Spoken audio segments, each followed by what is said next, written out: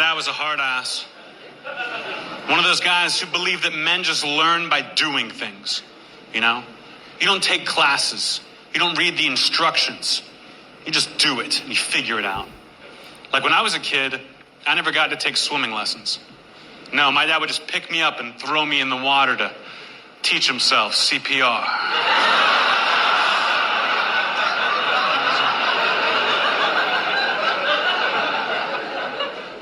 As a kid, my dad's prized possession, my dad's favorite thing in the world growing up, my dad was the proud owner of a Mickey Mantle rookie card. Mickey Mantle rookie baseball card, mint condition, kept it between two little pieces of plastic. But I was a kid. I didn't know any better. One day I took that card to school and I traded it to a classmate for a candy bar. You know what that card is worth today? My relationship with my father. Good morning. It's Thursday, Jordan Peterson Thursday, April the 2nd, and this is The True Conservative. Welcome to all the butchers, bakers, and candlestick makers out there. I'm Ron, your host, and the only true conservative in the United States today. So today, after the Serenity Prayer and the patriotic song of the day, we will have Varney and Company, motivation, meditation, and Jordan Peterson. All that and more when I get back.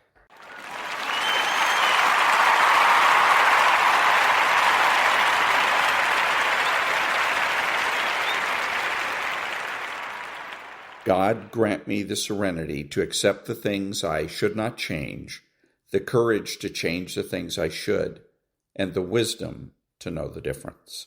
Amen.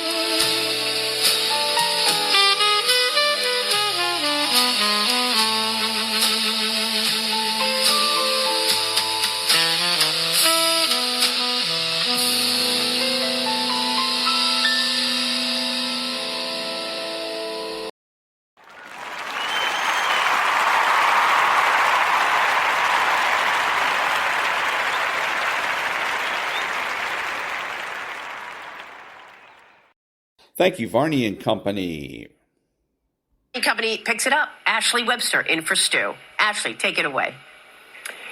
Hey, good morning, Maria. Thank you, and good morning, everyone. Yes, I'm Ashley Webster in for Stu today. Well, we begin with President Trump addressing the nation on the conflict with Iran. The president says we are going to finish the job and signaled that the so-called core strategic objectives are nearing completion. He also argued that previous U.S. leaders failed to stop Iran's nuclear ambitions. But the big question this morning, did that message reassure voters or did it raise new concerns? We'll get into it. Meantime, yes, the markets are reacting down across the board. Take a look at the Dow. It's off 642 points. The S&P down more than 1%. NASDAQ down 464 points. We're also seeing pressure across the board. Bitcoin, for example, is down to around 66,000. There it is, down more than $2,000. Gold, meantime, is right around $4,600. That's down $200. But the big story, of course, take a look at the price of oil, up 12% for crude at $112 a barrel. It's up $12.50. That said, the national average for a gallon of regular gas, $4.08, the dreaded $4 mark. But think about California. If you live out there, you're paying $5.89 per gallon average. Coming up on the show today, also marking 1 year since the administration rolled out its Liberation Day tariffs. Did we really see all the doom and gloom that the Democrats predicted? I don't think so, but we'll get into that. And a major moment in space exploration. NASA launching the Artemis 2, sending 4 astronauts toward the moon for the very first time in more than 50 years. It was terrific to witness. A busy morning ahead. It always is. It is Thursday, April 2nd, and Varney and Company about to begin. And that was Varney and Company. It was actually Ashley Webster subbing for Stuart Varney. Nonprofit news now. Back in a minute.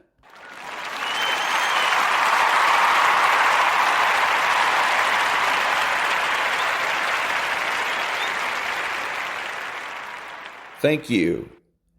And that terrifies the bad Democrat because control for them relies on unfiltered access. It's not enough for them to be part of your life. They need to be the center of it. They need to know that they can reach you whenever they want, disrupt your peace whenever they feel insecure, and pull you back into their orbit whenever they feel you drifting away. So when a true conservative begins to develop and assert boundaries, it's not a minor inconvenience for the bad Democrat. It's a full-blown existential crisis. It signals the end of control. But here's the thing. Conservatives don't start with boundaries. Most of them, especially those who end up entangled with bad Democrats, begin with wide-open doors. They're agreeable, conscientious, and conflict avoidant. They don't want to hurt anyone's feelings. They've often been conditioned from childhood to prioritize other people's comfort over their own. Maybe they had a parent who was emotionally volatile and they learned that peace came from compliance. Or maybe they were praised for being the good one, the one who never caused trouble. So, when they're into adult relationships, especially with manipulative personalities, that pattern continues. And it works for a while until it doesn't. Because eventually the conservative hits a wall. They realize they're exhausted, emotionally drained, walking on eggshells, and slowly losing touch with who they are.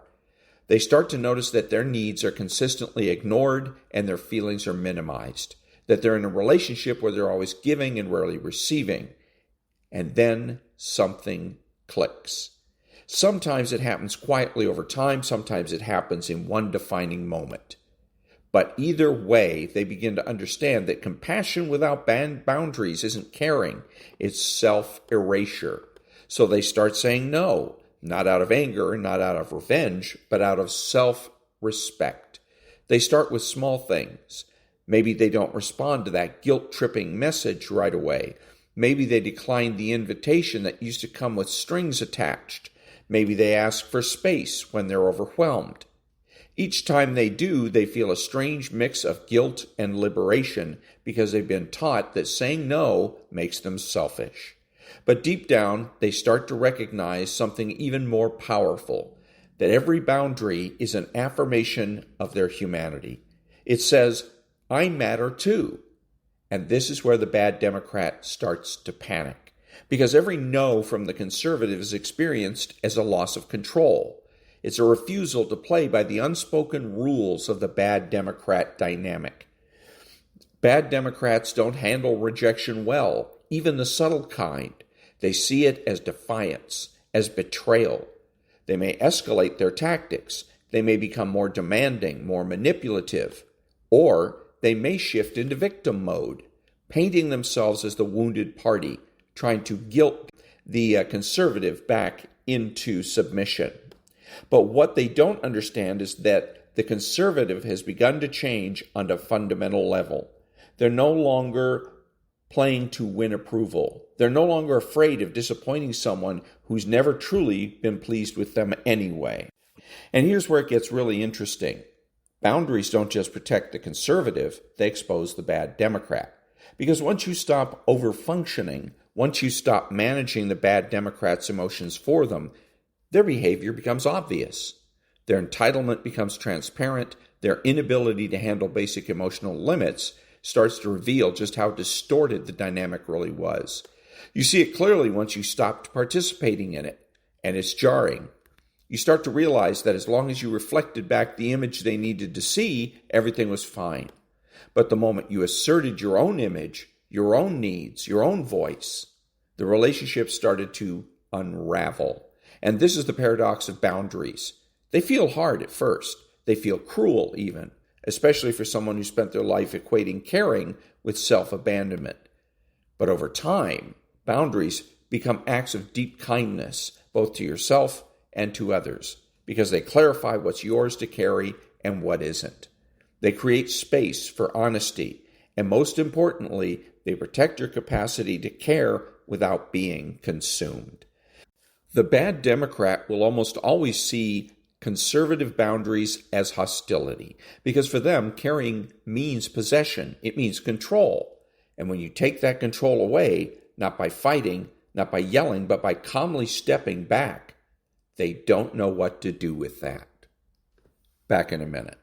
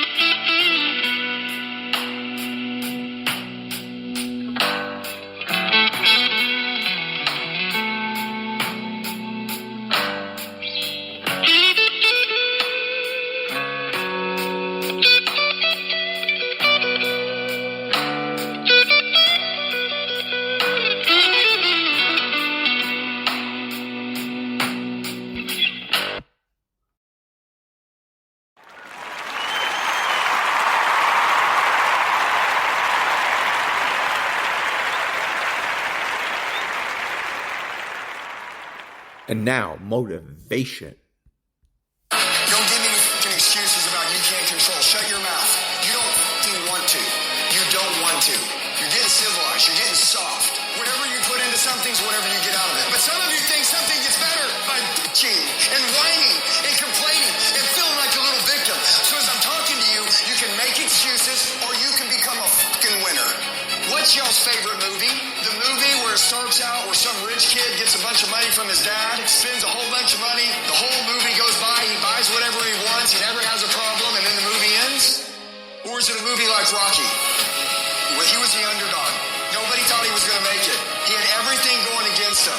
And the underdog, the David, smashed the Goliath because they believed in themselves, because they did the work, because they told themselves who they were, and they didn't give up and they had hope. Those are their favorite stories. The stories that start out with the dude drug addict, but then pulls himself out and ends up changing a whole country. You want something? You make up your mind. And yes, it's going to be hard, it's going to be difficult, and you get more no's than you do yes. But when you hold on, things will begin to happen. You won't even understand how. I need you to decide today, without anyone else around, who are you going to be, what is the plan going to be, and what's life going to look like from now on. And you're going to attack.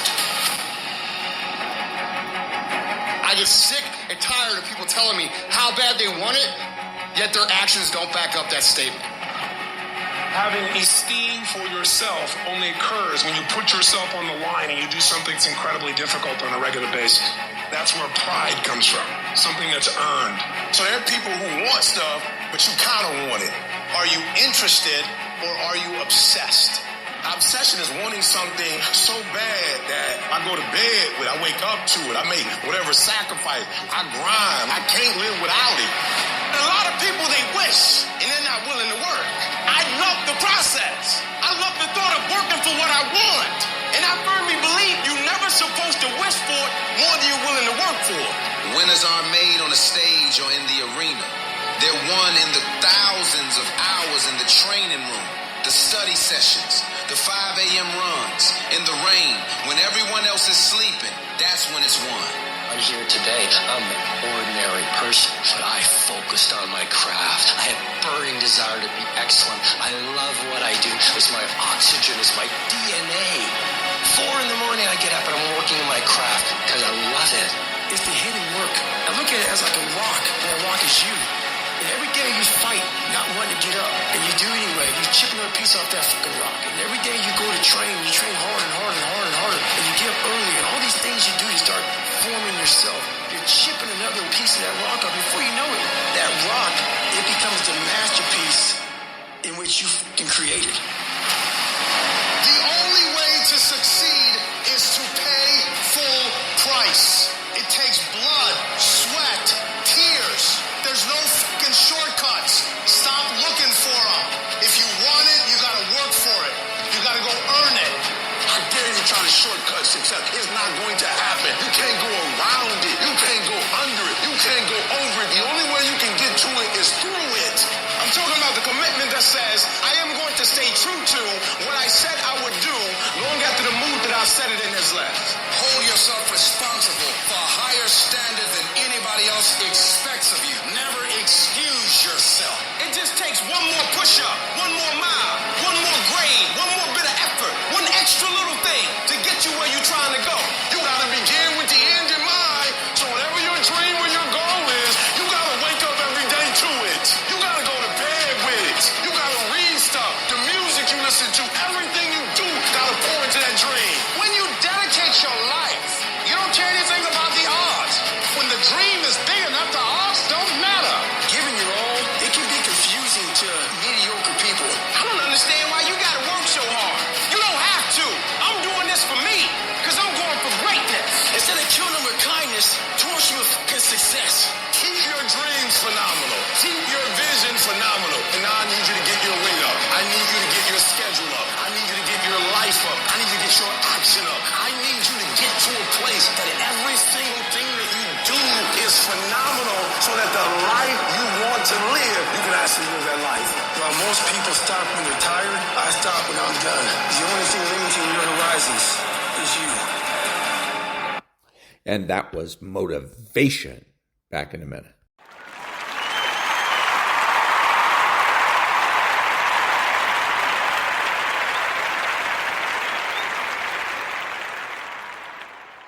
Thank you. Now, meditation.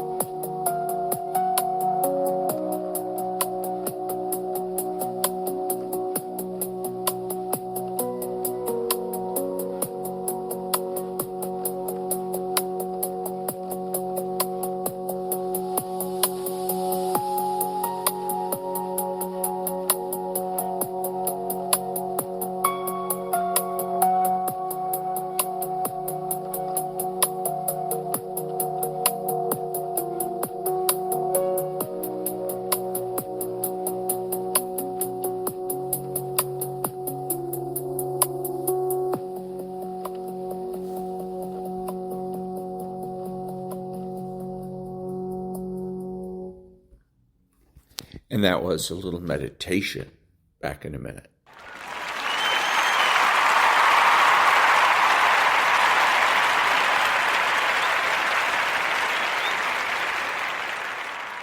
Thank you. And now Dr. Berg.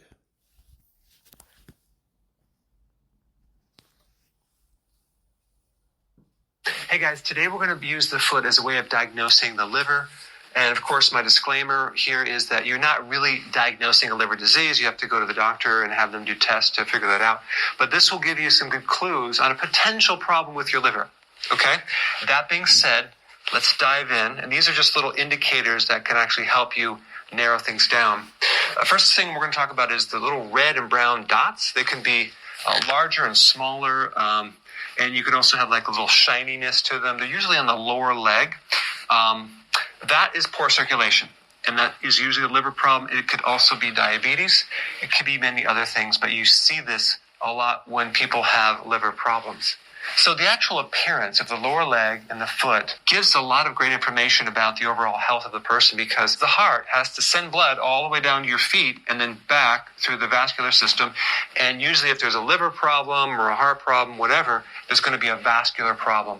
And you're going to see it in this part of your body a lot because of the poor circulation that's occurring. So a lot of these problems happen at the greatest distance from the heart. And also even with diabetes, for example, you see neurological problems in your feet and your hands because of that fact, because it affects the distal fingers, which is the point furthest away from the heart. Okay, so you'll see red and brown little discoloration type specks on the lower leg, and then something called spider veins, or another name would be spider nevis, which usually see this in cirrhosis. And what's happening to the liver is you're building up a lot of estrogen, and too much estrogen can affect the vascular system. So you can see varicose veins and spider veins, and you can see them in the lower legs. Then we have cracked heels. Okay, this is usually a vitamin B3 deficiency or an omega-3 fatty acid deficiency. Why? Because one of the functions of the liver is to make bile and help you absorb these fatty acids, not just omega-3 fatty acids, but vitamin A, which could be involved in the skin, vitamin E, which could be involved in the skin. Those are fat-soluble vitamins. But vitamin B3 also affects the skin. Other B vitamins also can affect the skin as well, just how they relate to the cofactor to help the enzymes work, especially with proteins. So B3 deficiency can create a problem. Another name for that would be pellagra. People with pellagra, which is a B3 deficiency, have a lot of skin issues. All right, itching of the foot. Usually in the bottom of the foot, that is a backup of fluids into the liver. It's a congested liver. It could be bile backing up, and you're getting a buildup of histamines, a congested liver, so you can have itching in the foot. Also, you can have pain or inflammation in the bottom of the foot. A lot of times people associate that with something called plantar fasciitis, when it's really not plantar fasciitis. It's just a liver problem. And then you also have hot feet. Hot feet is another symptom of a bad liver. And then we have bad odor. So you have smelly feet. Why? Because the liver is not able to detoxify correctly, and it's backing up through the skin. Usually if the liver's bad, the person's diet is pretty bad, and their entire body is backed up with garbage, especially the large intestine and the kidneys, and it's coming out through the skin. So you can't just have a really terrible, unhealthy, bad liver and have a very healthy kidney or colon. If one is bad, they're usually all pretty congested and unhealthy. Okay, pitting edema. That's where you press your finger into the lower leg and it leaves a dent and it just stays there. That's fluid backup. That's a common liver symptom. Then we have fungus, toenail fungus. People with liver problems have a higher level of fungus growing on their body because they usually have an imbalance in the microflora in the gut, and that is going to relate to an overgrowth of fungus and yeast on the outside of the body. So that's why you see like dandruff and psoriasis, toenail fungus, and then the nail bed. And it can actually happen on the hands or the feet. The nail bed is going to be white. You're going to usually lose that little moon-shaped thing, Luna, down here. So it's going to be white because of the poor circulation that's occurring on that nail bed. All right, so then the next question is, what really causes liver problems? A lot of things. One big one is the side effect from medications. Another one is a lot of sugar in the diet, especially high fructose corn syrup. Cooked foods. So if you're just having canned foods, which are pasteurized, and you're not having anything raw, that's eventually going to be very, very hard on the liver and the kidney. And also a lack of any vegetables. And if you're eating junk food combined with that, you have no enzymes to put in the body, no antioxidants from these vegetables, so that can be a problem. Excessive alcohol, that's a given. And then excessive protein. So if you're doing massive amounts of protein, it builds up a lot of nitrogen waste. Over time, that can then overload the liver and the kidney and put a lot of stress on it. So if there is liver damage or kidney damage, you want to go a little lower on the protein, higher on the vegetables. Okay, so now what is a good diet for the liver? Now, if you're new to my channel, click the link down below. I will show you a combination of a healthy ketogenic diet and intermittent fasting. Okay, so that's what I'm going to recommend. For those of you that are not new and you've been on my channel, if you watch a lot of videos, you already know this. You're on the program. You're already getting great success. So go ahead and put your comments down below. So the new people. Well, anyways, that was Dr. Berg. Back in a minute.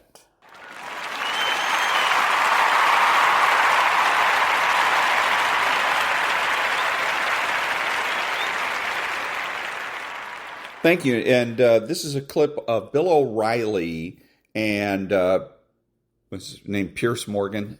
And Bill O'Reilly is a guest on Pierce's show. And so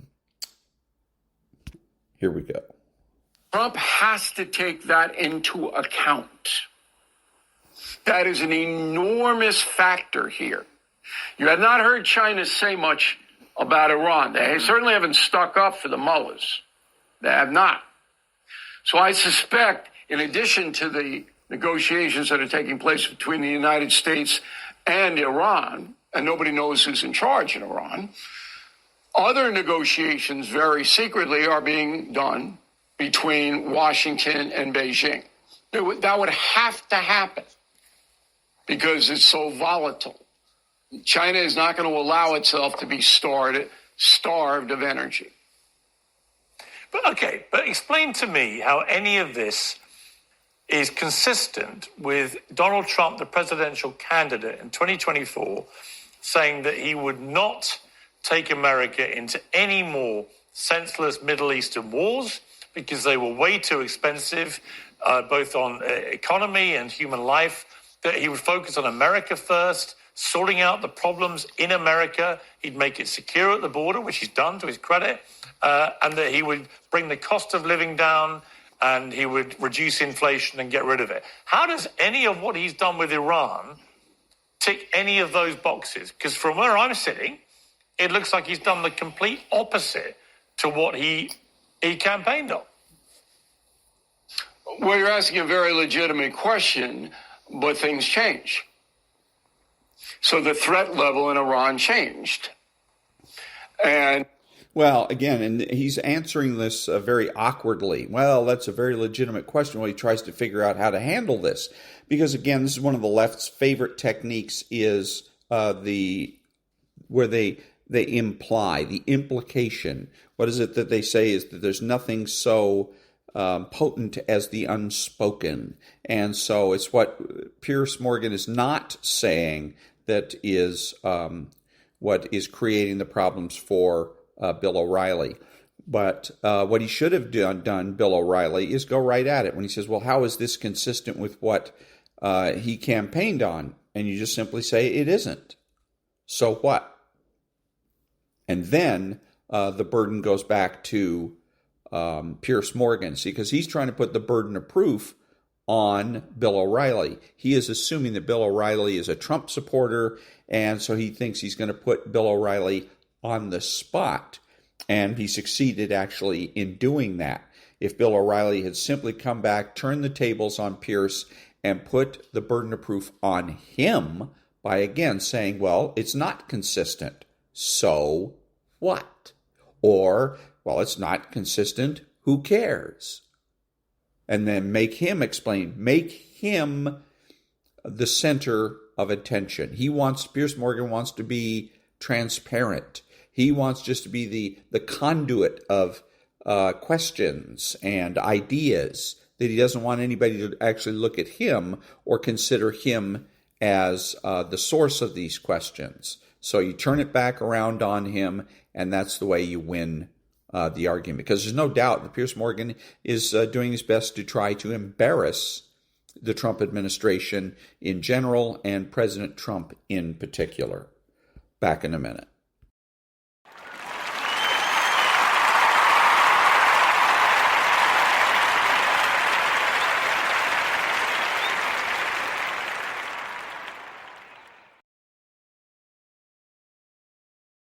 Thank you. And now, Jordan Peterson.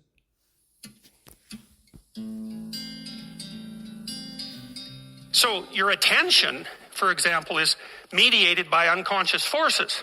And you know that perfectly well. And this is another Freudian observation. If you're sitting down to study, for example, your conscious intent is to study.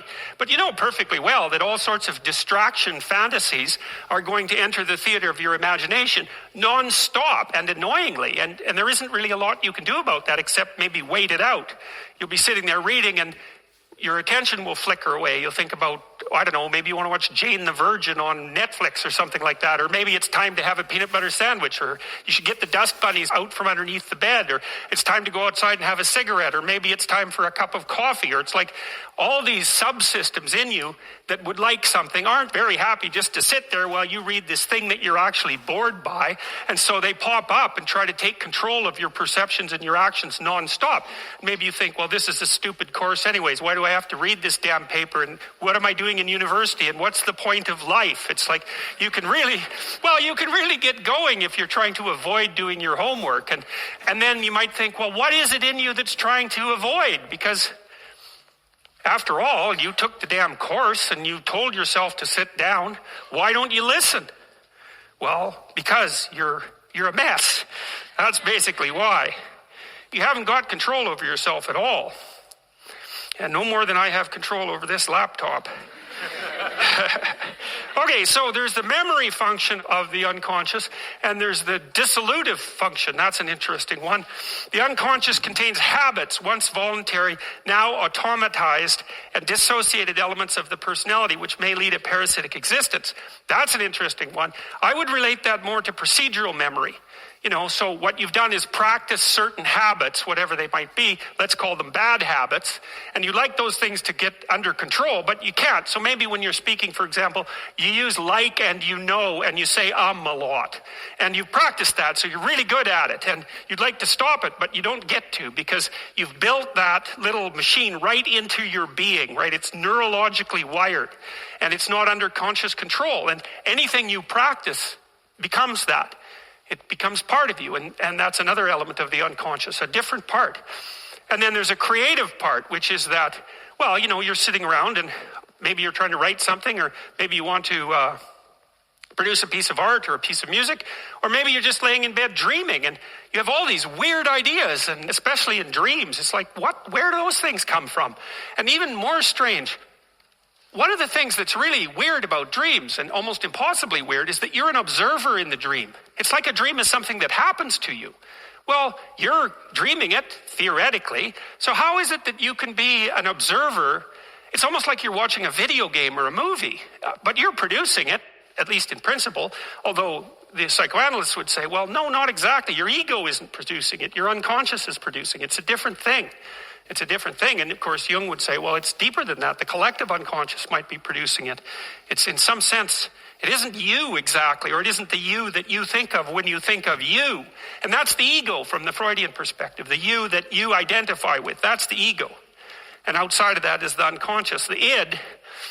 That's more the place of impulses, and you could think about those as the biological subsystems that can derail your thinking, right? And that govern things like hunger and sex and aggression, and your basic instincts is another way of putting it. And it's a reasonable way of thinking about it because these are subsystems that you share with with animals, you share them certainly with mammals, you share most of them with reptiles, you share a lot of them with amphibians, and even going all the way down to crustaceans, there's commonality, for example, in the dominance hierarchy circuits. And so these are very, very old things. And the idea that you're in control of them is, well, you're not exactly in control of them. And I would say the less integrated you are, the less you're in control of them, and the more they're in control of you. And that can get really out of hand, like with people who have obsessive compulsive disorder, for example, which seems to be, I would say, the dissolutive elements in some sense of the unconscious, the way that it's portrayed here. Poor people with obsessive compulsive disorder, they can spend half their time doing things that they can't really control, and they have very strong impulses to do them. And it's very hard on them to block them. They'll almost panic if those things are blocked. And then you have people with Tourette's syndrome, that they'll be doing all sorts of weird dances and spouting off obscenities and imitating people without being able to control it. And sometimes a little bit of antipsychotic medication can dampen that down, but it's as if there are these autonomous semi-spirits inside of them that grip control over their behavior and make them do things. And, you find that to some degree in your own life, because maybe you've become very attracted to someone, even maybe you don't want to be attracted to the person, and then you find yourself, texting them when you know perfectly well that you should be going to bed, and, you're in a grip of something, and you can't control it, and that's all part of the unconscious. And that was Jordan Peterson. Back in a minute.